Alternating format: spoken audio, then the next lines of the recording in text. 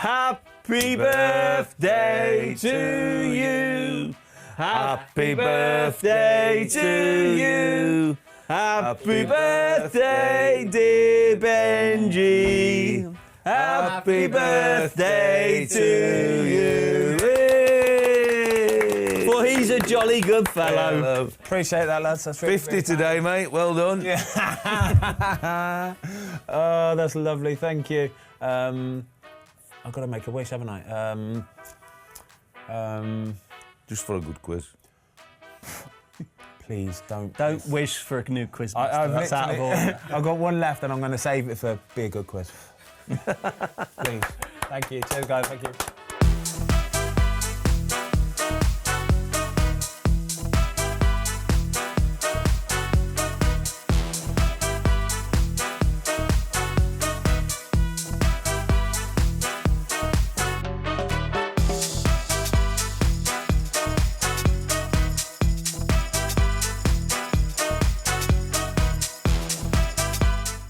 All right, everybody, that Brandon Williams podcast on the Fozcast is out right now over on Spotify. There's going to be a link in the description down below.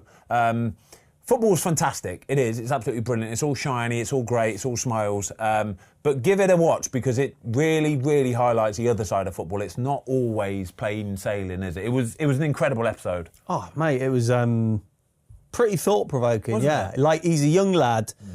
And, God, yeah, that got me thinking.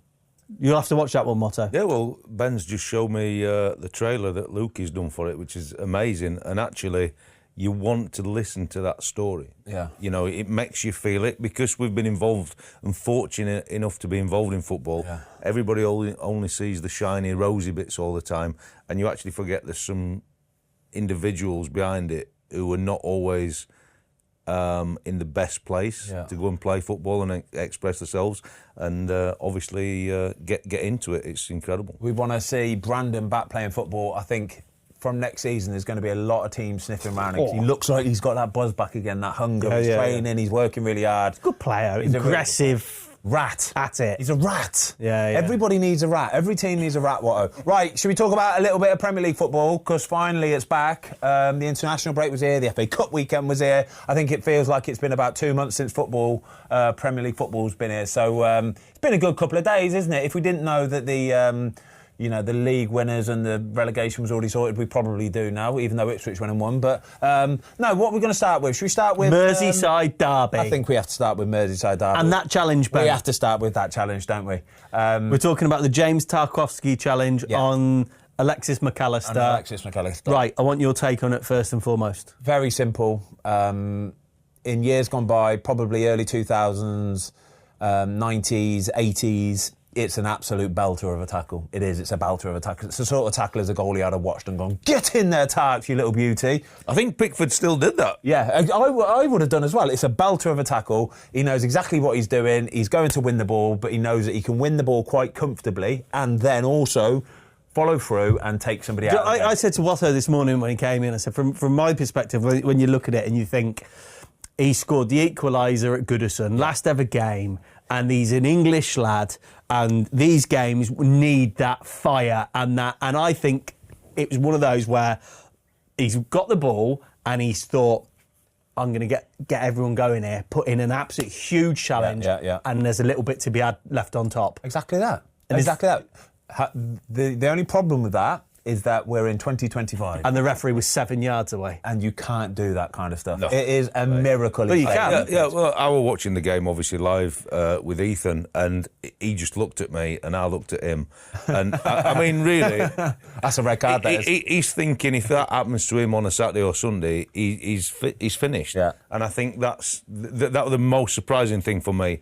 I think, look, in years gone by, sure, it's what it is, and it gets the crowd and everybody going. It is an horrendous tackle, and I think 50% of players in that tackle would probably break their leg. Yeah. And it can be a career-defining moment in a bad way, and we just don't want to see it. You know, Tarkowski's a great guy. I know a lot of people that speak very, very highly of him. And he made a real rash decision. Just a bit of emotion, rush of blood. Yeah, of course. But, mate, he gets the ball and he thinks he can just lay a little bit on him. I don't think he'd ever want to end somebody's career. But he was fortunate McAllister rode the tackle. But what I don't understand is, in real time, how the referee cannot give a straight red card, and how you cannot go to the monitor and give a red card. Honestly, it's all about player protection. I think it's an absolute disgrace. Did you see at half-time they were running through the kind of the 4 key points of... Yeah. I think it was Carragher again. Tick, excessive force, tick. The nice bit were actually Duncan Ferguson. Obviously, they've gone red and blue, haven't they, for the game, which is obviously how you want it to work. But like Duncan Ferguson had it. It were a disgusting tackle, and you don't want him in the game because it's not nice. How good's Big Dunk, by the way? He was brilliant, wasn't he? Yeah. Nice and calm. He looks like a completely different person to what you used to see on the pitch. He was sick. You still wouldn't rob his house, would you? No chance. Have you heard the story about someone robbing his house? Oh, yeah. He beat 7 barrels of... Honestly, I guarantee you, right, the moment that Duncan Ferguson heard somebody breaking into his house, he'd have woken up and gone, yes, it's my birthday. And I bet that the burglars would have turned around and gone, oh, no. it's happening. What have we done here? It's happening. Somebody is actually breaking Fulfilling into my house. dream. He would have been tiptoeing down the stairs, like Oh, my shaking, giddy. Oh my God, it's happening. How good would Drunken be on the podcast? Drunken. It'd be good. It would have been incredible. But yeah, do you know what the most incredible part of all of this is? Multiple people in that VAR room, referees, the referee on the pitch, have looked at that and gone, yeah, I'm happy with the yellow card. Is that because they haven't played the game to your level and got the ball? Yeah, anybody that's played the game knows exactly what that tackle was. Everybody knows. And James Tarkowski, like we all say, everybody's saying the same thing. He's a great lad, and he is a great lad. And what people need to realise is that when you cross that white line, right, you have to have something click in you. You have to have that real aggression about you that says, I'm going to win the ball, and I don't want to hurt that human being, but if I can do enough to make sure they're not quite at 100% for the rest of this game, or even come off the pitch, yeah? And get the crowd I going. have to take that opportunity. Players have to take that opportunity. You see them when they're shoulder barging people. People need to do it to the maximum of their strength to be able to go, right, I'm not trying to really hurt you, but I kind of am at the same time. That's just the way football is, and has always been that way. So you said that before, like if you were coming out and clearing out the box, you know, a high ball or something, and you had the chance to clear out a few, yeah, you would. Again, they would try and do it to me, yeah, they would, and I will try and do it to them. Is that almost like you're setting the tone because it's like, listen, the next time that high ball comes in, they ain't going to want the fuzzy smoke, without doubt, that's exactly what it is. Let them know early doors, all right? It's still self-preservation, isn't it? Exactly, you know what I mean? And exactly that. It's the law of the jungle, but when you see the picture there, he's actually very lucky, McAllister, because he is planted. Yeah. And it's just that he's not quite got the leg. He's seen it. Face. He has kind of seen it, McAllister. He's seen it coming, and he has just been able to move a little bit. It's a little bit like... If that were a straight leg. Do you know what, right? Do you know what? There's a real skill in seeing stuff like that coming, right? You've got to, as a footballer, you've got to see challenges like that coming, right? The Mateta one a few weeks back. I honestly think situations like that happen so often in football, right? But the player sees it coming and they move out the way. He didn't, did Mateta didn't see that. He wasn't aware of his surroundings. He didn't see the goalkeeper coming. And it happens in games up and down the country every single day, and he just hasn't seen it coming. But you've got to be more aware than that. You do. You've got to see stuff coming. You've got to help yourself out, and you've got to try and move out the way sometimes. But that's an interesting point from the game last night, isn't it? Because Beto got a yellow card, didn't he, when he went for the overhead kick? Yeah. And obviously he catches Kelleher on the arm or the elbow. But I think that's a real harsh decision. Yeah. Because all he's looking at is the ball. Yeah. He's not aware of what the goalie or if Coming it's a out defender. or anything like that. He's trying to score a goal for his team. And I thought that were a bit of a harsh Oh, look at yellow that. We've got card. some breaking news. We've got, at the time of shooting the show. We've got football filling yellow ticker going across the bottom of the screen, lads. Jamie's been ratting and Luke's been ratting on the old... I love it, boys. So James Tarkowski should have been sent off for the McAllister tackle, say the PGMOL. So why wasn't he, you dumbass? So why wasn't he? Like, it's not rocket science, honestly. Imagine that. Imagine PGML coming out and saying, basically, let me read you the Sky Sports News article that's literally just come out. So it has come out with a little yellow ticker thing. Sky Sports News understands PGMOL acknowledges Everton defender James Tarkowski should have been sent off for his foul on Liverpool's Alexis McAllister. Tarkowski met the leg of McAllister high and with force when following through on a tackle in which he first won the ball during Everton's 1-0 defeat at But Anfield. like you said though, Ben, how many people are in the room, right? Yeah. Okay. Yeah. So why aren't these decisions getting right. Honestly, it's ridiculous. I actually don't believe you needed to have played football. When you see the 4 criteria and it's a tick on every criteria, you could come from another planet and read them 4 scripts. You can make that decision, right? Yeah. To be fair, it's a bad tackle, and he knows it's a bad tackle, and he spoke to him at the end of the game, and I think he obviously alluded to the fact that I could have done something bad there. And look, I'm glad you're safe and all that kind of thing. But if you're talking about the referees, and it shouldn't even be VAR, it's an absolute disgrace. Can we talk about James Tarkowski's involvement in the goal as well? So we were chatting this through, again, Watto, weren't we? Yeah. On Diaz being offside at the point that the ball's played through. And Watto, tell us through what you were telling me. Well, look, talk us through what you were telling me. I thought that David Moyes has been hammered a little bit for his post-match interview. Obviously, he's going to be an Everton manager, isn't he? So he backs Tarkowski a little bit for the tackle and tries then to deflect by talking about the offside bit for the goal. And look, it's really hard. I didn't play a centre-half, but you can see the action. Tarkowski knows he's behind him, but he's not quite sure if his left back's playing him on, his right back's playing him on. So when the ball gets threaded through, he slides to block the pass into Diaz, whereas if he'd have just left the pass, it would have been offside. Yeah. But Diaz doesn't react, doesn't do anything. But as soon as Tarkowski's then nicked it, everything's live again. And then if they play a quick action, he plays a little back heel. So he's interfered with play?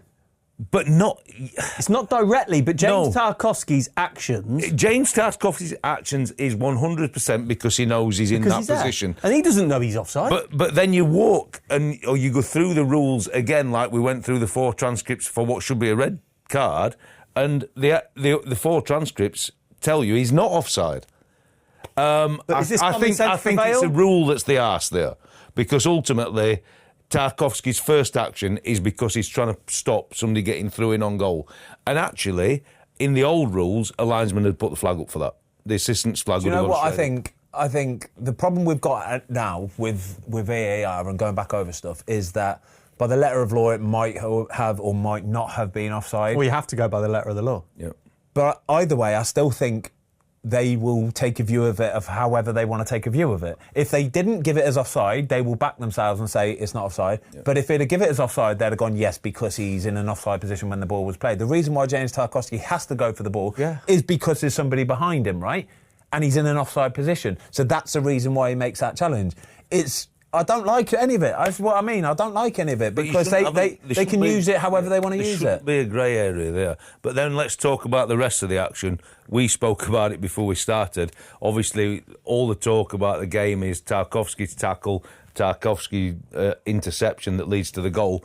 But we said straight away after that action, like, if Jordan had stayed on his feet, he'd have got a foot save on it. He's tried to really read the situation, and ultimately Jota puts the ball into the middle of the goal. I think when somebody comes through in these positions, what was he, 7, 8, 9 yards out when he's actually struck the ball at the goal, you've got to say, beat me. You've got to say as a goalkeeper, you've got to say, go on, beat me. I will back myself to stand here and try and react to anything. Because you know from 9 yards, if he puts it in the corner, it's a goal. Yeah, it's a goal. You go, cool, great finish, well done. I think that's why he's done what he's done, hasn't he? He's tried to think, I'm beating. To guess, but because he's from 9 yards, he's thinking, do you know what, like, if I guess here and I get it, it's the only way I'm going to save it.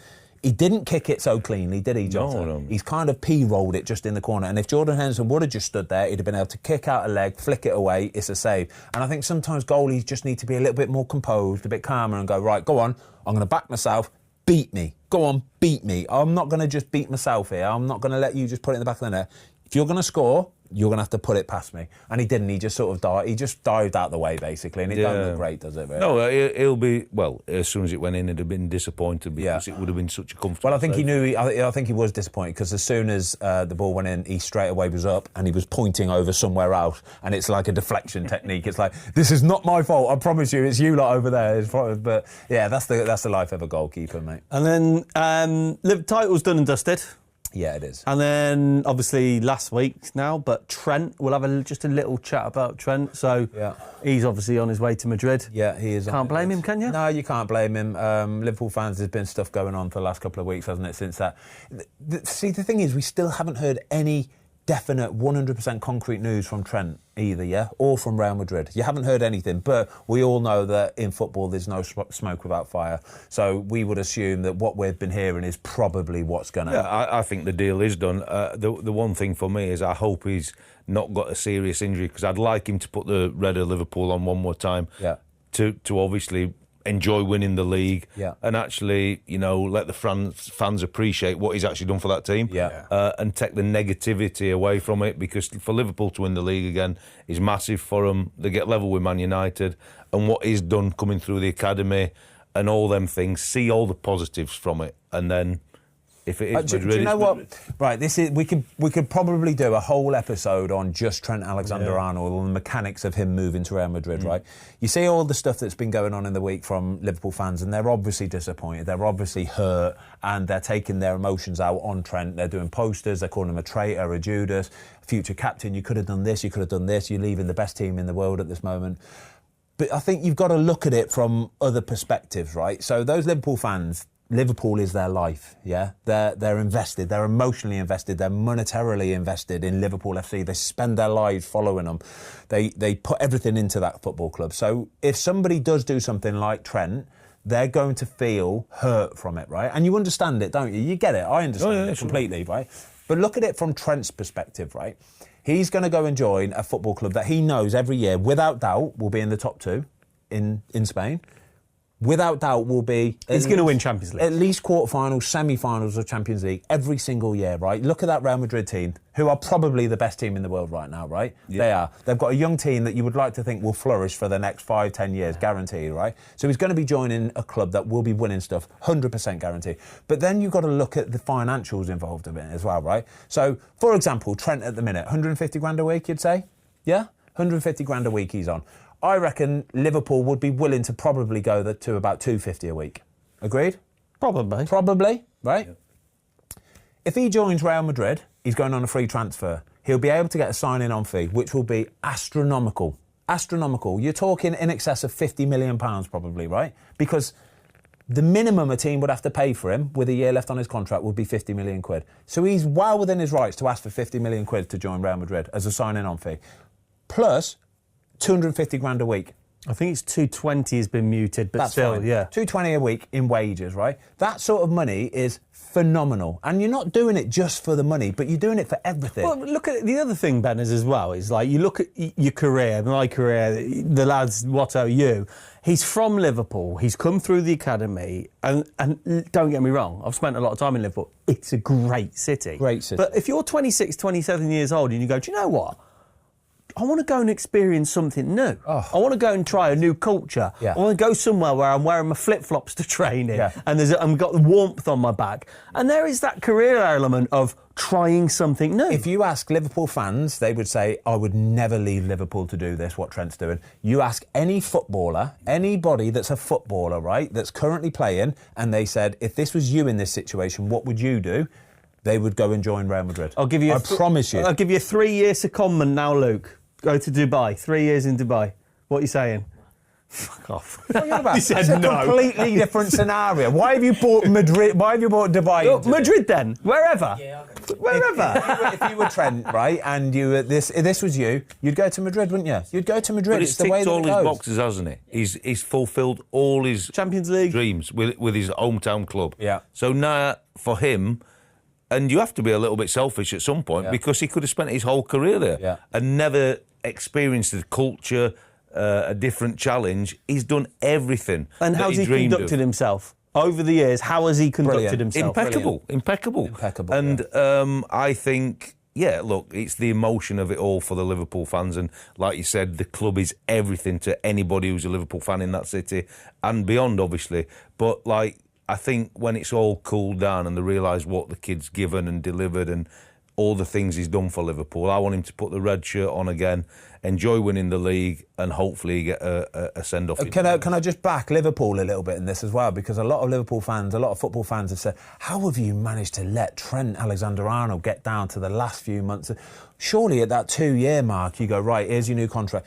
Nobody knows what conversations were going on. I guarantee you, with all of the players that have been out of contract, right, with 2 years to go, the club have approached them and said, right, 2 years left, mate. what we doing, yeah? Let's get a new contract sorted. We love you, you love us, let's get a new contract sorted. They would have done that, 100% they would have done that, right? And if any of them 3 players come out and say they didn't, they are lying, yeah? Because they definitely did go to them and approach them, right? At that point, the players would have gone, no, I'm all right for a bit. It's cool. I'm all right for a bit. Let's just leave it. I'm happy. I don't really want to focus on the contract. I just want to keep playing football, right? Alarm bells will start ringing if you're Liverpool. Yeah, they start ringing, don't they, Watto? And they go, hold on a minute, like, if you're really happy at this football club, surely you just let your agent deal with a contract. Get a bit more money and sign a new deal. It's simple, isn't it? If you're on 150 grand a week, we'll put you to 200 and you've got another 5-year deal, right? It's not rocket science, okay? We'll even give you a bit more of a signing on fee or something like that. Cool. They'd have got to 18 months, same conversation. No, I'm fine, right? At this point, as a football club, yeah, you can't come out and say publicly, we've approached Trent, and he doesn't want to talk about it yet. You can't say that because it's unsettling. It's a news story, right? Everybody's aware of it then. Yeah. Trent might get a bit unsettled. They need him to keep performing on the pitch. He's a little bit unsettled. There's bad news around the football club, so they just brush it under the carpet a little bit, right? But that little fungus that's under the carpet is bubbling away. Trent's not the fungus, is he? No, he's not. No, the situation is, right? Yeah, and it's bubbling away. And then you get to near the end of that season, you've got a year left. Trent, mate, serious now. What's happening, mate? Come on, what's happening? Yeah? Well, everybody started to talk about it already, right? What's happening? No, we'll see. As soon as that happens, it's, oh, my God. Well, it's done, isn't it? And I think your description is really good because at 2 years, when the conversation doesn't go any further, you're getting sweaty palms ding, for ding, sure. Ding, ding. At 18 months, it is triple red flags. And at a year, you're offering him 3 times his salary because you just want to sign and try and get some money back for him. But you know it's not happening. Yeah. And clubs are not stupid, but you rightly say you cannot bring it out into the public domain because it's too much. Yeah. Shall we have a chat about Newcastle? Yeah. Was there a sense that they might hit a little dip of form with all the emotions? There definitely was. There was a sense of it. There was a sense of it that it was all just focused on that cup final and if they win it, fantastic. That's all they need to do this season. And it was almost like before the game as well, like the games before, just let's just get through this cup final and try and win something for our fans, which they did, which was fantastic. And they were brilliant. They were absolutely brilliant. Class. But to come back as well, first Premier League back and just be at it again as well. It's nice to see. What about this Tonali goal, Watto? What on earth was that? Well, it's really interesting, isn't it? Because like I thought Flecken were in a really great position for the cross because I don't want goalies getting sucked into that near post and playing safe. So I think he's in a real good position. I think Tonali has absolutely spanked it like a rocket. So there's 2 things that I think that lead to the goal. One is it's obviously the element of the surprise, the unexpected, because he's in a good position, Flecken, for the cross. And he absolutely leathers it. But as he leathers it, the ball just starts to rise at the point where you want Flecken to drive into the save. And it will go down as a goalkeeping mistake. But I think the only element that I would have liked would have been a quick contact and a drive at the ball. Yeah. Whereas as the ball's just rising, Flecken had got nothing there and he sank. He'd already been beat. Yeah. But actually, his start position for the cross is where you need to be as a goal. He's in the middle of the goal and he's perfect. As Tonali's about to strike it, Flecken just goes to edge out. He just goes to edge out because nobody is expecting a shot there. Nobody, right? The first rule of goalkeeping there is do not let that player score directly, yeah? That's the first rule. That's the most important thing. Can he score in this area? Probability-wise, you'd say no, 98, 99% of the time, yeah? He's not scoring there. Simple as that. But Tonali has got all sorts of ability. And to be able to get his head up in a split second, see that little gap, yeah? Not only see that little gap, but then see Flecken just edge it. It's only tiny. And he's done all these calculations in split seconds, Tonali has, right? And then not only to see it, but then to execute it, it's world class. It's absolutely world class. But the reason why the ball goes into the back of the net is because Flecken just edges and that little half step out or even to look out is enough. It kills him. Love a bit of edging, don't we? Love a bit of edging. We love a bit of edging, yeah. But it's so quick, though. It's incredible. And like you say, look, I think he'll never let another like that for the rest of his career because it was such a good action from Tonali. But I thought Newcastle, with all the emotion, were lucky in the game, actually. I thought Brentford played really, really well. Yeah. Really well. And deserved to take something out of the game. But it's just an amazing thing playing at Newcastle. The home fans. and they just get something going. Like Brentford hit the post, could have had a possible couple of penalties. I know they got a penalty, and in the end, Newcastle somehow. And it's probably the support, the home fans, got them over the line. And I think the euphoria of winning that trophy will give them some real good momentum. They're going to be very close to that top four. They've got a real situation now, haven't they, with Isak? Because obviously they've won the cup. If they come fourth and win the cup, or if they come sixth and obviously have won the cup, what does this mean for Isak, Ben? Because he is just a complete striker, isn't he? Do you know what? He's in a bit of I'd say an unbelievable spot is where he's at the minute, Isak, because he is unobtainable by everyone. Nobody can get him. Nobody can buy Alexander Isak, yeah? He's too good. He is too expensive. He's worth too much money. Nobody can afford him. Literally nobody But would Newcastle... Because obviously if they can't replace him, really. They can't sell him. They won't sell him. Well, they can, because the problem Newcastle have got, despite having, ownership with more money than God, they are in a situation where they can't spend it. Now, this would allow spending. Yeah, but you're weakening your team. He would be at the bottom of the list of things that they need to sell to try and resurrect this PSR football money.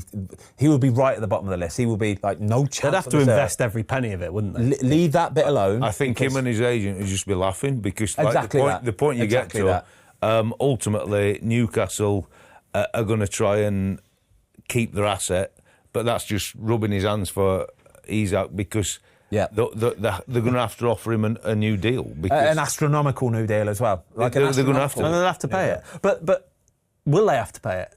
Because then all of a sudden you're changing Newcastle's pay structure. But it does. You have to though, because every now and again you get a complete anomaly. Yeah. But then does Bruno go, okay, he's on 250, but I want 220? No. It's completely different. Isak is so important to them. Yeah, so important as an individual. You've got Bruno as part of a trio, a midfielder, Joelinton and Tonali, that all work incredibly and they're fantastic, and it all builds a bigger picture. But that guy is just... He's in an unreal position, right? Because him and his agent will just be going, I reckon we could get 250 here. I honestly think we could get 250. But I think they'll have to pay it, because I think if not, and you put a fee on him, then it stimulates a conversation around the globe and anybody would want to take him. And from Newcastle fans' point of view, right?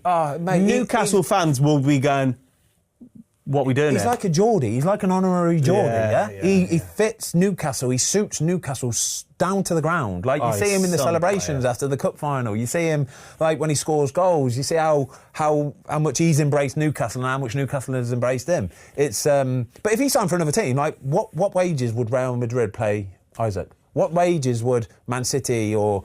You know what I mean? It'd be the top earner in every team. Of course he would. If Liverpool lose Salah... or any of the front players, is a shoo-in. But if you're going to try and sign him, it's the fee, but it's 300 grand to start talking to him. There was you know what I mean? Like, people are saying, like, Arsenal. And my lad's a Wolves fan, and he said to me yesterday... He's definitely not going to Wolves. He said, can you imagine if Arsenal signed Isak and Cunha? And I went, if they sign Isak and Cunha, they're winning the league, mate. I still don't think they'd win the league. Either way, yeah. Don't you? Can we just touch on your mate quickly? Who's my mate? Isak, I love him, by the way, fantastic, and he's not leaving Newcastle. Your mate Cunha. So, do you remember when we did this football fill-in about 6 weeks ago, and he'd just signed that new contract, right? And he had that little badge kissing moment. Yeah. And I think on the show we said, oh yeah, I love it, mate. It's real good, that, until the summer when you've got that £65 million Listen, I think release no one clause was buying any of that bullshit you were selling. And you're saying, come on, it's only 65 million quid. Somebody, please, somebody. And you go and jump ship to somebody else. Well, that time has come, all right? Because already, as he started to make rumblings and noises that... he's going. He wants to go on to bigger and better things, yeah? He's been on his 120, 130 grand a week for a couple months now. Yeah. That's his sort of like pay structure. That's what he's on, minimum now. So no matter where he goes to, he's on at least that money now for the rest of his career. Where's he going? It's clever. Arsenal? It's clever. That's people need to understand this about football, is the reason why that happened was because Wolves safeguard themselves. They know they're guaranteed to get 65 million quid now. Guaranteed. Cunha himself, he sets himself at a new wage level now wherever he goes to, that is going to be the minimum wage that he's going to be on. So if he goes and signs for an Arsenal or whoever it is, he's on 150 grand from the get-go. Where do you think he'll go? Arsenal. Yeah. Arsenal. I think Arsenal in the driving seat, and I'll just put a little caveat in.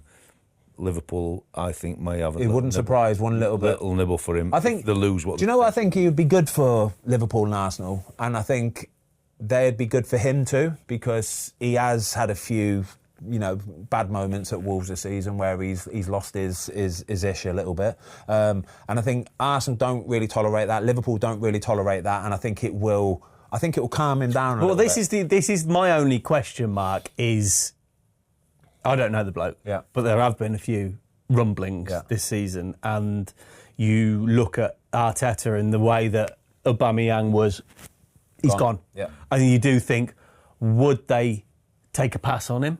Yeah. If there's question marks. But they'll do their homework, right? Of course they will. By all accounts, he's all right, Cunha. He's all right. And I think they will knock the petulance out of him a little bit. Arsenal and Liverpool would. Yeah, look, I think you're signing an unbelievable talent, aren't you?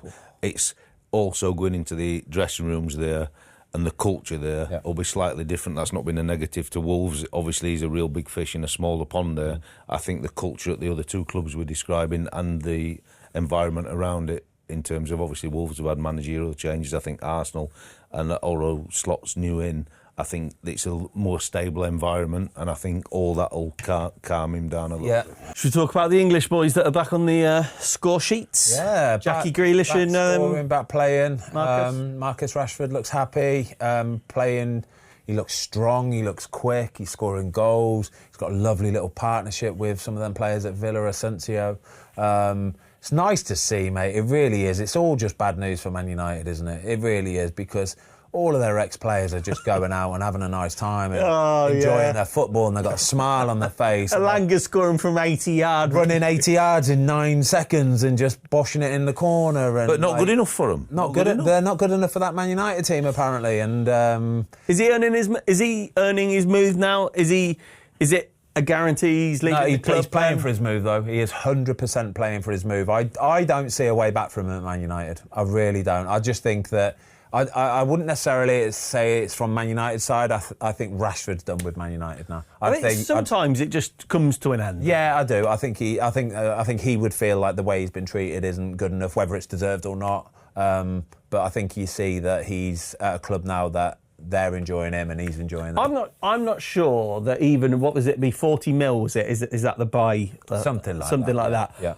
I'm not sure it's a done deal yet. I don't think he's done enough. No, look, it would be interesting. I mean, if he's in a Villa shirt at the start of next season, and if it is 40, 50 million, and Emery's done what he's done with him in this period of time, you've got the bargain of the summer, haven't you? Yeah. If you can get the Marcus Rashford that we all have seen, and there's been the snippets of it, what I would say is, and we've said it before on here, the business Villa did in the winter window was unbelievable. Now, I think that goal yesterday was phenomenal on the counter-attack. It's an unbelievable pass.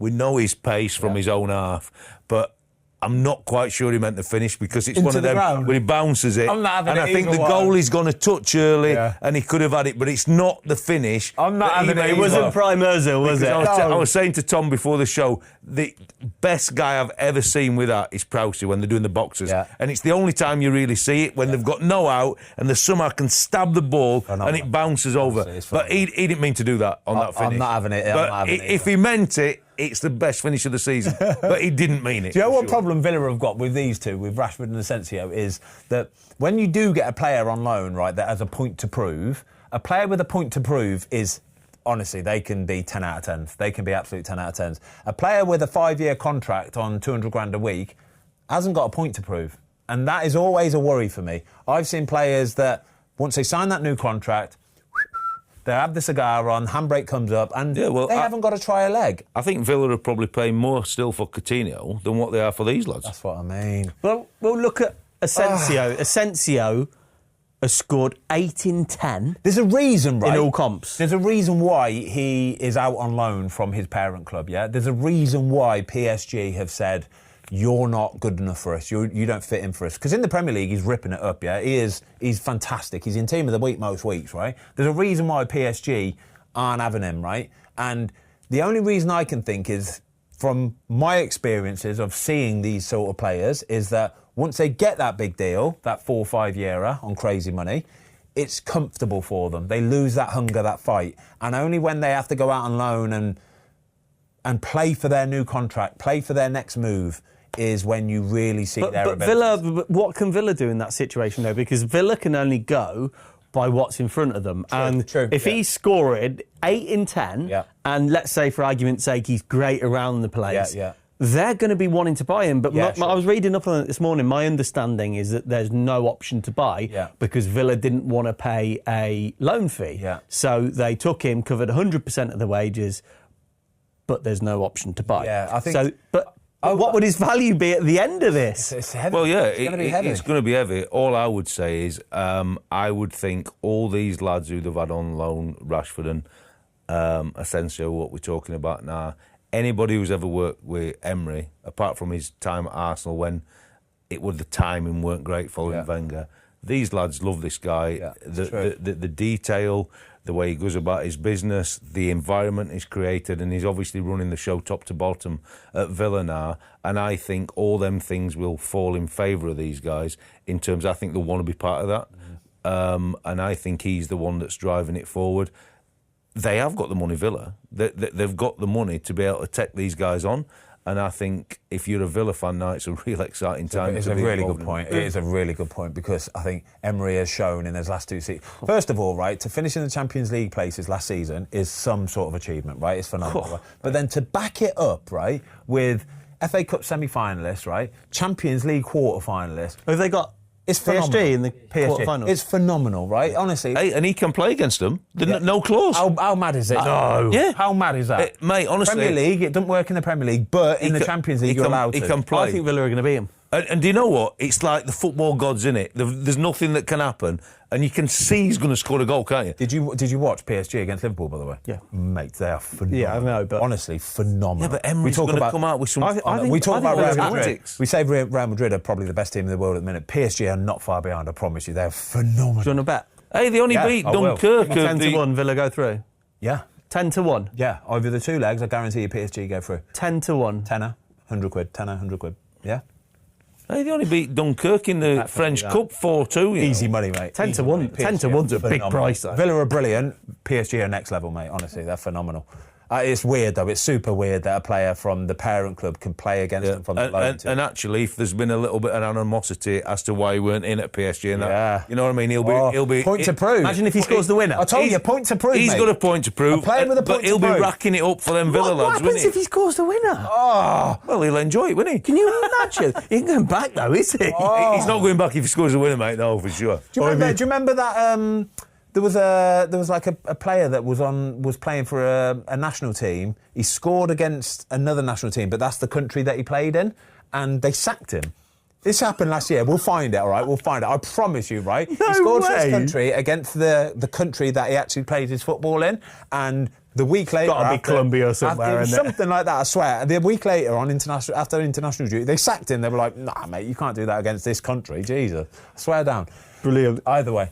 Did you see the Ramsey penalty that never was against Hinchelwood?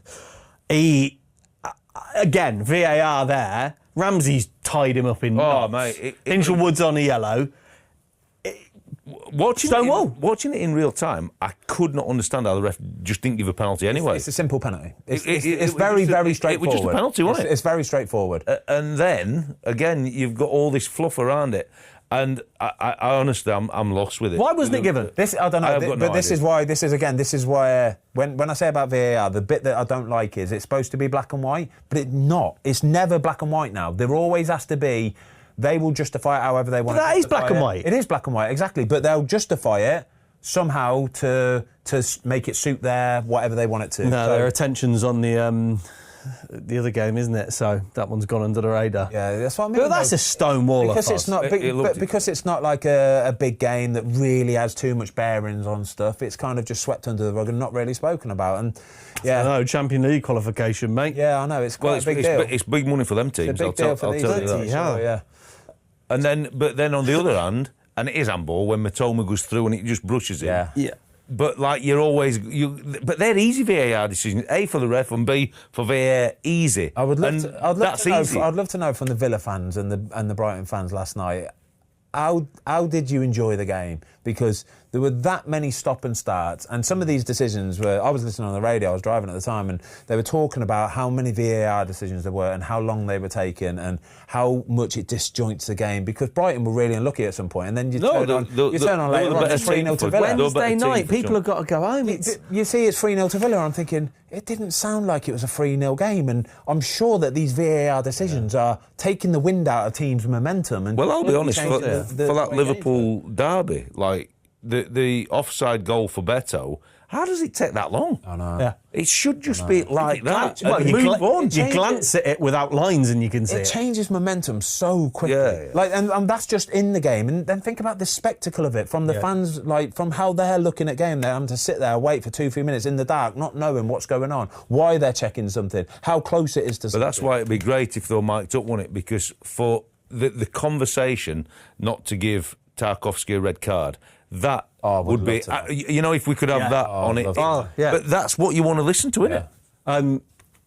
VAR was needed for Mourinho. Mate. What the actual F? Okan Buruk, yeah? Like, hang your head in shame. Genuinely, it's embarrassing. It's embarrassing. Tell us what's happened then. So the game's finished. Jose Mourinho's kind of like it's Turkish football. What's Jose doing? Turkish football's mad, honestly, especially with Jose. You stick Jose into the middle of Turkish football, right? It is asking for fireworks, right? And it's exactly that, yeah. Well, he's given fireworks all season. Exactly. He's always doing something, always saying something. But why is he going down someone's nose? But either way, right, it's not the end of the world, right? Imagine we were walking down the parade outside, yeah, and I walked up behind you and grabbed your nose like that. What are you doing? Hitting the deck. Yeah, exactly. You're not. You're looking at me and going, what are you doing, mate? Right? You went diving round onto the pitch like you're a footballer, like you've been shot or something in the knee. You're not doing it. Like, mate, it's embarrassing, right? I actually feel for Jose, and I hope nothing happens from it because I think it was a little bit of a. It was being a bit of a ball. He's getting a ban. He was being a bit of a ball end, right? But it's not the worst thing. It's not the deepest. Just Jose being Jose, isn't it? It's Jose being Jose, mate. It's Jose being Jose. The theatrics of it all, it's award-winning material. If you're manager, if you were on the coaching staff, right, rewind, World Cup, Brazil, okay, and who was the Uruguay manager or the Italy manager back at the time? They go up, give little Roy a little... If Roy hits the deck and does that, Watto, what's your conversation with Roy? I'd be very worried about him if he went down, Roy. It was hot. I'd be thinking, oh my God, mate, we've got to look after you. Can you imagine? But shall I tell you, it's actually reminding me of my only real altercation, physical altercation as a coach. Go on. So I'm at Northampton Town. We're playing away at Stevenage Borough. I'm goalie coach for Northampton Town. Lionel Perez, who's playing goal for Sunderland, is the goalie coach at Stevenage. I don't know why we had an altercation, but something has obviously happened on the field. No, not well. Yeah, I would have backed myself as well. Big lad, Lionel. And do you know what he did to me? From Yorkshire. Do you know what he did to me? And it was so underhand. That's why it got me. He went like that. What? Yeah, 2 fingers right in my eyes. Nah. I went down. Yeah. Wait there. Yeah, he did. Wait there. Hey, that's fresh out of the water, boy. That's a power bomb. Captain Insane. Compliments of Captain Oh, Insane. yeah, mate, I was down, yeah. I didn't see it coming at all. Down. Wait, you were a coach? Yeah, we were both coaches, yeah. Mate, are you getting up and retaliating? Mate, I couldn't see. I couldn't see. What has been done by the Captain Insane? I'd love to see. Mate, there must be. I don't know. Anyway, that's what happened to me. Mate, my eyes were so bad for 2 days. You're not hitting the deck, though, are you? I think I went down on one knee. Yeah. You're He took a knee. Mate, I thought the anthems were on us. Mate, you're a Southern Fairy now. You've been down here too long, mate. But how can you defend yourself? I couldn't see. I don't care, mate. I'm hunkering down. Yeah, I'm getting like that, and I'm just windmilling or something. Lionel Perez. Celebrity boxing match. Watto's coming for you. Can you imagine Jose in his Premier League years doing this to Sean Dyche after the game? Yeah, you're getting it, mate. Can you imagine this? Dyche's giving him the left-right good night. He's picking him up and just chucking him. Oh, it's brilliant. I reckon Fenerbahce fans absolutely buzz off Mourinho. I bet you they love it. Mate. Do you remember when Souness was there? It's like when Souness was there. Carnage, You're sticking Souness into the mix. Fireworks. Should we talk about actual football rather than fighting and Captain Insane? I prefer this, to be honest with you, mate. This is class. Should we talk about Jack Grealish with his first Premier League goal in 16 months? 16 months. That's ridiculous, isn't it? I'm happy for him. His interview after the game as well, talking about his brother. I thought that was really honestly nice. the interview. It's what you want to see from a footballer. He showed his emotion from not playing in the FA Cup because he'd played in every round, and he let his feelings be known because he thought that was the platform if he's not going to get much Premier League game time. So he put that one out there, but he put it out there in a good manner because he wanted to play for the team and help them get through. And then the emotion of obviously losing a brother 25 years ago and the impact it had on him and his family for that day. That's what we want to see in an interview. Do you know what was really interesting? You know, when we were talking about not being involved in the last round of the FA Cup, we did a podcast with Petr Cech actually last week, and it's out in a couple of weeks' time. But he mentioned about if you're not necessarily the first choice goalkeeper getting game time, and he said he disagrees with the way that some managers do it, where they say, right, you're going to be the League Cup goalkeeper or you're going to be the FA Cup goalkeeper. He says, if I was a manager, I'd say, right, I'm going to give you 10 games this season, yeah? I'm going to say to the number 2, I'm going to give you 10 games this season, but I'm not going to tell you what they're going to be in. You're not necessarily going to be the Cup goalie. You're not going to be League Cup, FA Cup, could be Champions League, could be Premier League, he says, but I'm going to give you 10 games. He says, that way then, a goalie's not expecting to play any single game. Yeah. So Jack Grealish, he will feel like he is an FA Cup player. Yeah. He is a big, important part of the FA Cup team. He's played in every round so far, done really well. He would have been expecting to play because if they would have won that game, it's a semi-final at Wembley. He wants to play in Wembley now. And if he'd have played in the last game, he would be expecting to play that game. But now it's all up in the air. And I feel like he's right in doing what he did, sort of letting it know in a nice way that I want to be part of this FA Cup team. I want to play at Wembley in the semi-final. And if we win that, I want to play in the final as well. So I back him. I think it's great to see him back. He scored a great goal, great finish. Time for him to go now? Where's next? It's really hard. Again, Jack's in a really difficult position because he's earning massive wages. But he's been earning, right, let's frame this, right, he's been earning massive wages for a long time now. Yes. Right? He isn't going to be the guy at City. No. And there's a World Cup in America next year. Yeah. And that will be his last World Cup. He's 30 next year. Yeah, the way Jack plays, you would think pace is something that he needs. Yeah, his trickery on the ball, running with it, drawing fouls, drawing the opposition in, creating space for other people. You would think so, that he is probably or should be in his peak around now. Yes. And the fact that he's not playing week in, week out for Man City and not in the England team, I'd say that's probably a worry. So it would be really interesting to see where he goes. I think he's probably got a year, maybe 2 left on his contract, but I just don't know where he's going to go because of the wages. The wages are the stumbling block in all of this. But if he's got City are going to want some money for him. City are going to want some money, but they're going to have to help him out as part of the deal on the wages to go anywhere. And his only hope to get anywhere near that World Cup is to leave City. Yeah. And I think the murmurings behind it all sound like City would prefer him to be moved on as well, to be fair, suit all parties, but where he goes, I think maybe a step abroad. We spoke earlier, like, you know, any of the Milan clubs or something like that, and go and find because the tempo of the game might really suit him. I see him in an AC Milan kit. So could I. Pirlo-esque. Do you know what I mean? Full headband mode. Give me the ball, let me stand there and let me dictate. I think I could see Jack doing that, you know. Yeah, it's a good environment, San Siro, isn't it? Oh, Milan! I think a move abroad would be good for him because we were looking at, and you look at the Premier League now, the Villa ship has sailed. Yeah. In my opinion, I don't think he gets in the team, and I think it would be a backward step almost for Villa.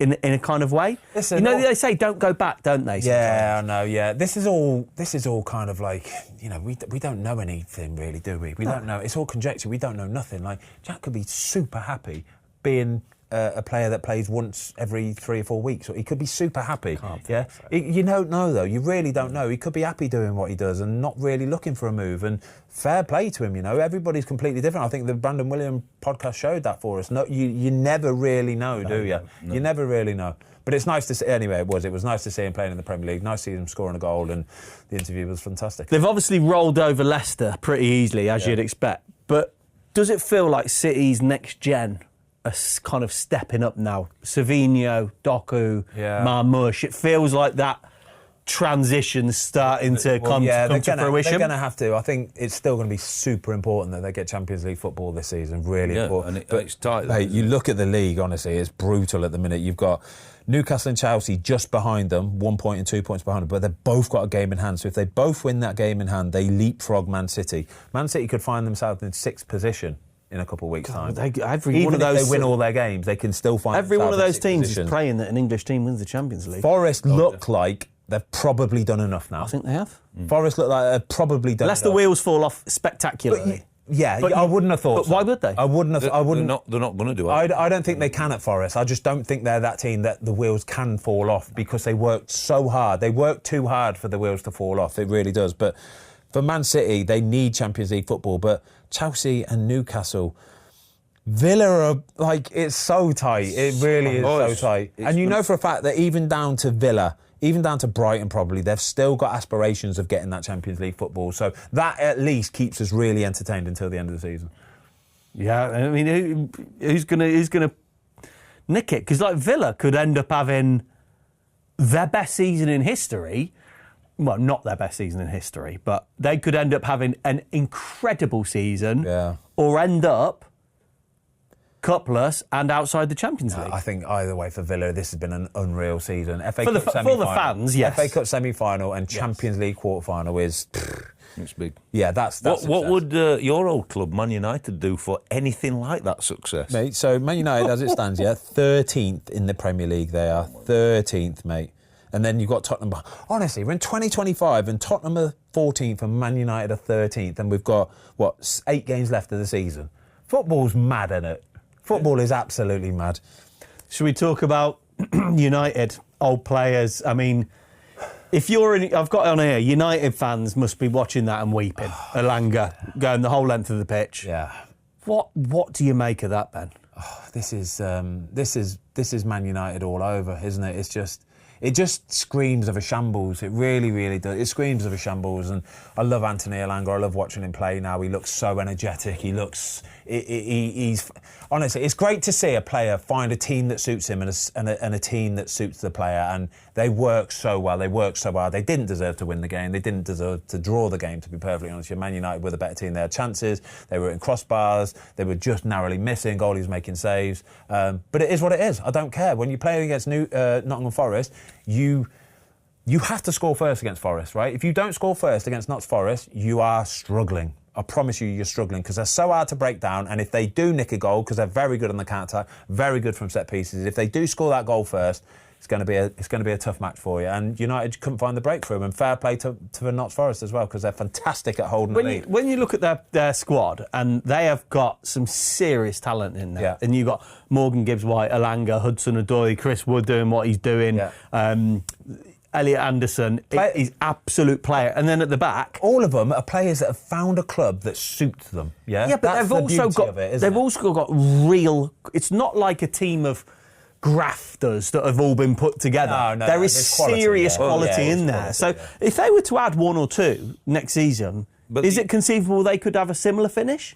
Look, it's always going to be very difficult for a Forest, even with a world-class manager, and if they can add to the group they've got to compete with what we're talking about. But they'll have a better chance of being more successful next year than a Man United. Yeah. Because they've already got the nucleus of what they need. The foundation's there. And the foundation's there. And at the minute, you would say Nuno is obviously doing a better job than Amorim. 100%. Because what you can't do as Man United is go there and exactly what you said, concede that first goal, then it is a real battle of attrition. But to concede from your corner, when you've actually got 2 ringing the edge of the box and 1 back, is an absolute disgrace. But when they're watching Elanga run the length of the field against them. How do you come to these decisions? It's not a flash in the pan. No. That the goal itself is obviously a unique goal, but he's delivered match day after match day for Forest. So Man United have let something with real quality and consistency go. Yeah. It's incredible. Garnacho or Elanga if you're a United fan? Elanga, all day long. Elanga, look, you're playing against Forest, who you know are really good on the counter-attack. Really, really good on the counter-attack, right? So when it's a corner for you, ring the edge of the box, yeah? Make sure you back it up. Make sure you are covering all the bases here, yeah? Elanga, the ball drops from him nicely, don't get me wrong. He gets to take it right in his touch, in his stride, right? But you've got 3 players on him. You've got 3 players on him, right? But that far from goal bench, surely someone's just grabbing hold of his shirt. Pull him down. Like, that's the naivety. Well, Garnacho takes himself out of the equation early doors because it's easy for him to take himself out of the equation, yeah? It looks like he's trying his hardest to get a block tackle or nick. He's not. He's just trying to get himself out of the equation. So he tries this lunge that's never going to come off. That's 2v1 now, right? Then you've got another overloading Forest player coming on the outside here, which pulls De Ligt out of the way. Mazraoui is miles off it, nowhere near tackling. Elanga must just be thinking, I'm just dancing my way through here, I just roll it in. It's an absolute doddle. Like, Oh, it's not an absolute doddle. Well, he makes it look like a doddle. He genuinely does. And Anna kind of, I think he's lost his bearings a little bit as well. It goes in the corner really easily. The whole goal is just, it's a shambles. Would you take a bet? Like, if I was to say to you, I bet you Forest finish above United next season, you'd all go no, wouldn't you? No, I'm not taking that bet. I'd take that bet. What, you think Man United will finish above Forest? No, Forest would definitely finish above. Yeah, that's what I'm saying. Season. Yeah, Man United would be. I don't think they can be as bad as this. Do you think they'll be bottom half next season? It'll be 10th. They'll be 10th. Yeah, I agree. It'll be tight. Yeah. We've said it before that level from the Premier League, from 10th to second or third, competitive. Do you know what the difference is? It's got better. Do you know what the difference is between probably 6 or 7 teams in that little mini group there between about sort of 9th and 15th? Is that real grit, is that real work rate, yeah? The teams that will finish the 9th and the 10th have the real grit and the real, just want to win. The ones that won't will maybe sometimes have better players, but just not willing to really do it. Not really willing to kind of like stick their head above the parapet. That's the difference. We Googled that the other day. We did Google it. Do you know where it comes from? It comes from wartime. Do you know where they were supposed to look over the top trenches? of the wall, Yeah, and have a little look around. Boom. Parapet. There you go. We get bored when we do podcasts. We Google lots of random stuff, don't we, Ben? Hey, quizzes. We've been doing quizzes. We went and did Jack Butland, didn't we, in Scotland? Well, that's why you keep beating me then, isn't it? Yeah, to be fair, we've been quizzing. We're doing all sorts of general knowledge. We're doing food and drink quizzes. Yeah. We have finished YouTube. We have finished YouTube quizzes. Well, I know it's a long drive to Glasgow. I've done it a few times. Right, let's just quickly, because we know that this is a project at United, whether or not you agree, disagree. Ruben's got a free pass for now, but when you look at their Premier League results, won 6, drew 4, lost 9 under Amorim. I don't think he's got a free pass at all. I really don't. I think... he has. Mate, if he continues like that, he'll be having his Christmas dinner back in Portugal. Yeah, that's exactly how it's going to go, right? Yeah. Because he's got a free pass till the end of the season, and even if they lose every game, he will still be manager at the start of next season. But it's how they get off to a start. If they're 10th in November next year.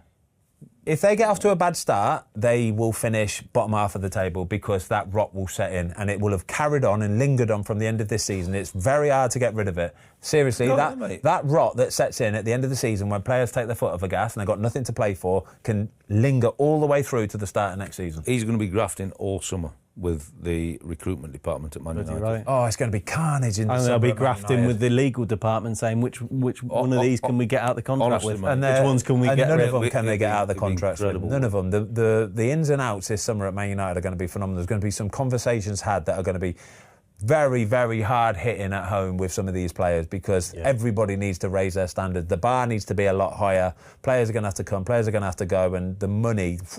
How much do they owe at the end of the season? 200 mil? How much do they owe in total? Nearly half a bill?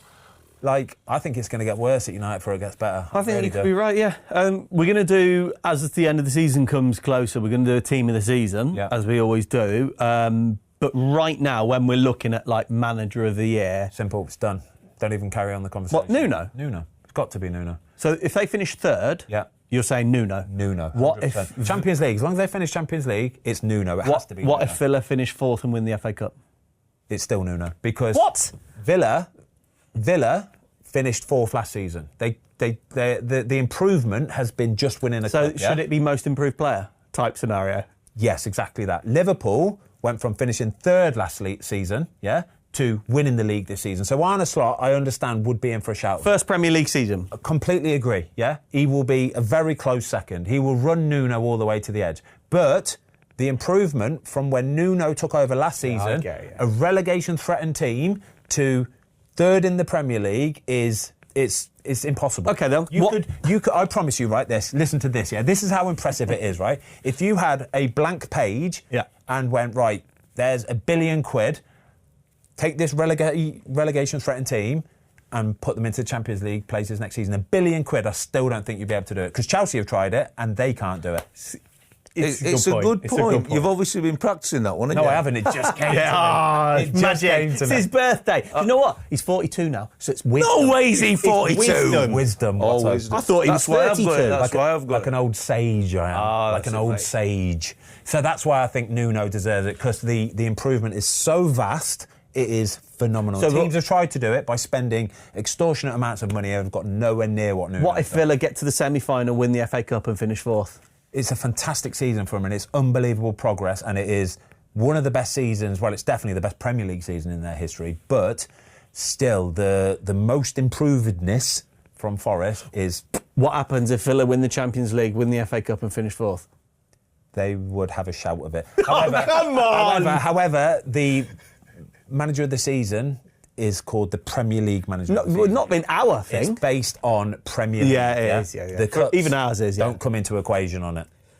Here's a question then. With Slot obviously winning it in his first year, how many managers have actually come in and won it in the first year? I don't think it will have been done, will it? Some of those Chelsea ones would have done it. You reckon? Yeah. Some of the Chelsea. Mourinho did he? I'm sure of it. I reckon Ancelotti's probably done it. When Chelsea won the Champions League, did they win the league?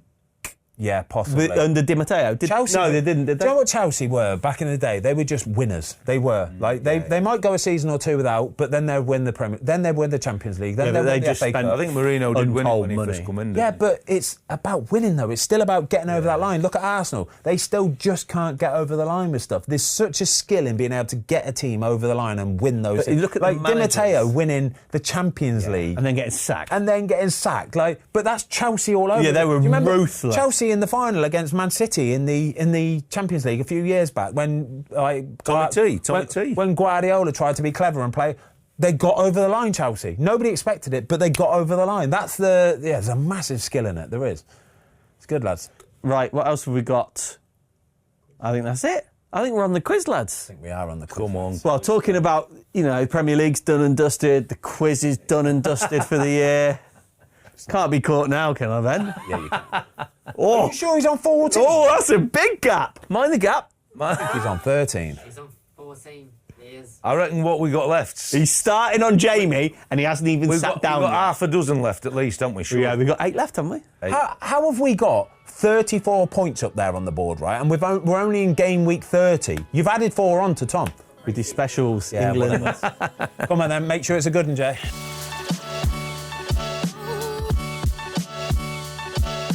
Right, quiz time then. Jamie is about to put the best quiz on you've ever heard in your life. World famous, right? The 4 managers that have won the Premier League in their debut, maiden Premier League seasons are Conte. Yep. Ancelotti. Yep. Mourinho. Pellegrini. And Mourinho. Yep. Yeah. Good question. Very good question. We should have had that in the quiz. It is. First question. Yes. Get your first point. Yes. Still get it wrong. Watch everybody get in the comments down below and go, yeah, but what about Ranieri? What about... No, Ranieri don't count, actually, because he'd already been at Chelsea. The reason why he won at Leicester, it was his first season with Leicester, but not in the Premier League. See, it's always good to be able to back it up, mate. It is. You tell him, Ben. Right. Come on then. The quiz. Tom is on 14. Ben is on 11. Watto is on 5. Tozer is Forget on the rest. 3. Forget the rest. We don't care about the rest. Okay. Poor toes. Poor toes. Question 1. Armando Broja has played for Chelsea and what other London club on loan? Fulham. No. Fulham is the correct answer. Well done, Watto. I didn't know that. Yeah, played normally dive in because I was thinking exactly like you, but I'm trying to be a bit calm. Yeah, I was just trying to get an early start. Yeah. If it had been Southampton, I would have walked out. Why? Because it is so ridiculous. I knew you were going to be fuming at that. Question 2. Who did Jurgen Klopp replace as Liverpool manager in 2015? Rafa. No. Roy Hodgson. No. Who did Jurgen Klopp replace as Liverpool manager in 2015? Benitez. We're No. back in. You're all back in. Brendan Rodgers. Oh, I think if it's a tie, it's just no points, isn't He it? got it out quicker. The answer is Brendan Rodgers, and I'm going to give the point to the birthday boy. Oh, of course. Appreciate your honesty. They're your calves. Oh my God. They are massive. Yeah. They're like they're fat. That is literally the size of my thigh. Look That's at the mad. size of it. I know. Jesus. Question 3, career path question.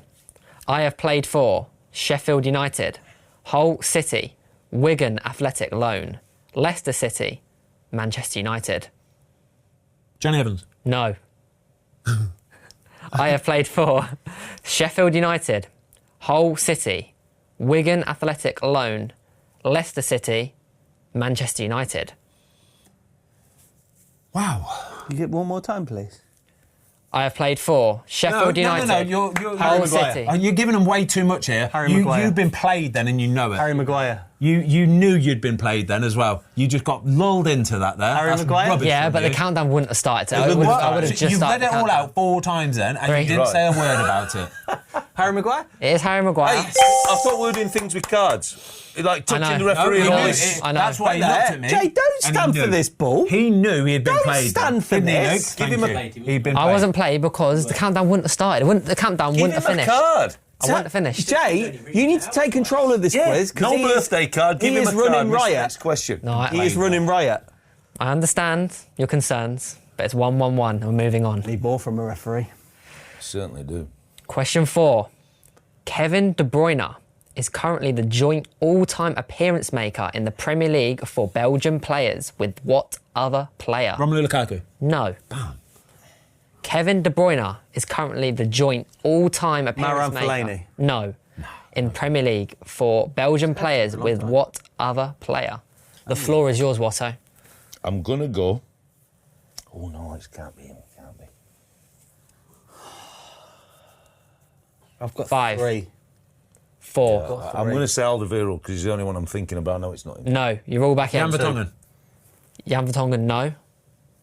Did you say an answer? No. Did he say Jan Vertonghen? No, he said Young Vertonghen. Okay. Simon Mignolet. No. Can we all come back in again? 'Cause No, this is no, good. no. Oh, only stop. counts I've got twice. one go here. You can come back in No, again. he's already had a go. No. Well, It's the second you've go. already had a go. I don't see why we can't, because I think everyone's got an answer. Will Probably you all shut different. up and let the referee? I'm being nice because it's your birthday. Lied. 5, You can't double stamp it, truth. You can't double stamp it. You can't. Lied. 3, 2, 1. No, I don't know. You're all out. We're not going again. Mate, you just said you're all out. You're all out. Eden Hazard. No, not Hazard. This is a good question. Really good. Because Mignolet's done like Just 8 give or it a 9 minute, seasons. Just give it a minute. Just give it a minute. I'll let it cook then. Yeah, But we're not. points. There's No points. No point.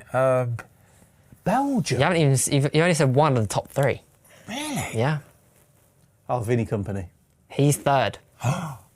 That is phenomenal. So it's joint. Actually, well, sorry, top 4 because Kevin De Bruyne's joint top. So Who's number 1 then? Belgium. Thibaut. no.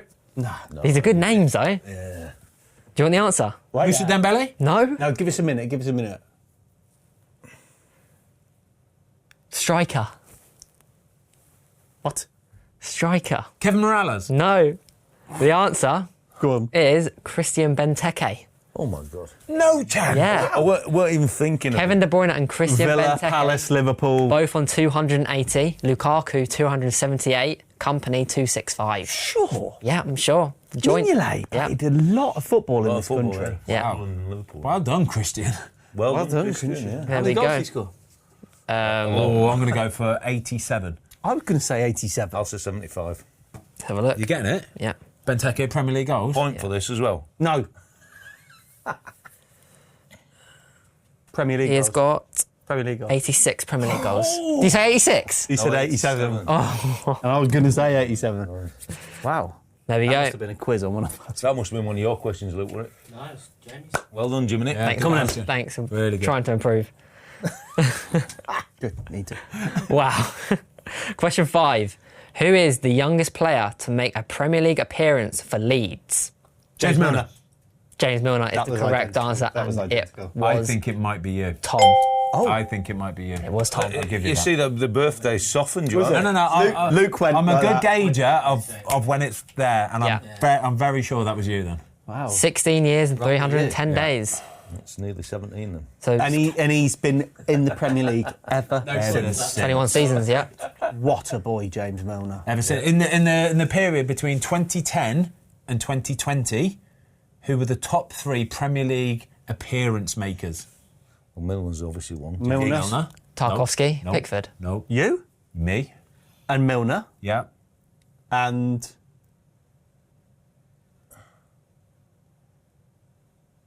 is it obvious? No. Go on then. Jordan Henderson. Nice. It's good, isn't it? You're in good company there, Yeah, mate. good company. That's a very good one. Good Vinny. Scores are 2-1-1. Question 6. In what country did Gary Lineker finish his career? Spain. Pam. Japan is the correct answer. Campus 8. Campus 8 is correct. Yep. Question 7. Obafemi Martins and what other attacker scored the most goals in the 2008-09 season for Newcastle when they got relegated? Andy Demba Carroll. Ba. No and no. Obafemi Martins and what other attacker scored the most goals in the 2008-09 season for Newcastle when they got relegated? And it wasn't Demba Ba and it wasn't Andy Carroll. No. Okay. 5, 4. Get Spire. No. You're all back in. Shola. No.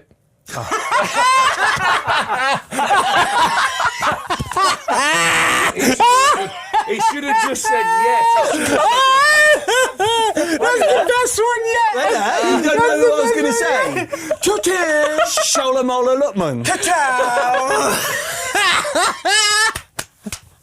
It's a goodie, it's a goodie. Hey, he's crying, Jamie's crying. God, that's funny. So, Who was I going to say? I don't know who you're going to say. But I knew it wasn't the person I've got on my phone. Click that up, mate? Get it on the group chat, please. Get that on the... Ka-chow! Shola. Ka-chigga! Ka-chigga! That was horrible. Shola. Gary Speed. No. Oh, gosh. Right. Well, can you other read the question again, please? Just for you, Obafemi Martins and what other attacker scored the most goals in the 2008-09 season for Newcastle when they got relegated? And it wasn't Shola. It was Nothing that is not sure. 5, 4. Heton Ben Arfa. No. The bad. answer is Michael Owen. They both scored 8 goals. Oh, yeah. Big beef with Shearer, didn't he, that one? Remember, he wouldn't play, would he? Oh, yeah. Shearer, yeah. Question 8. When Sean Dyche joined Everton, which manager did he replace? Dev Moyes. No. When Sean Dyche. When Sean Dyche joined Allardyce. Everton. No. Which manager did he replace? Just you, Tom. 5, 4, 3, 2, 1. Roberto Martinez. No. You're all back in. Benitez. No and no. Tom. What did they say?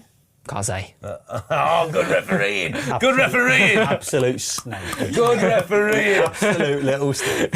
You're going to kick yourself. I know.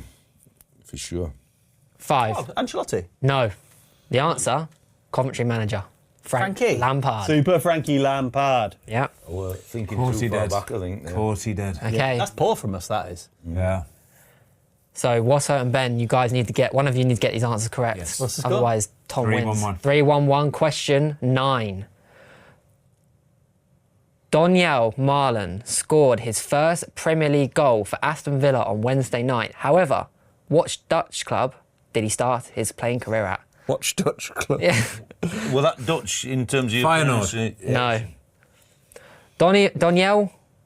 Daniel Marlon scored his first Premier League goal for Aston Villa on Wednesday night. However, Feyenoord. what Dutch club Did he start his playing career out?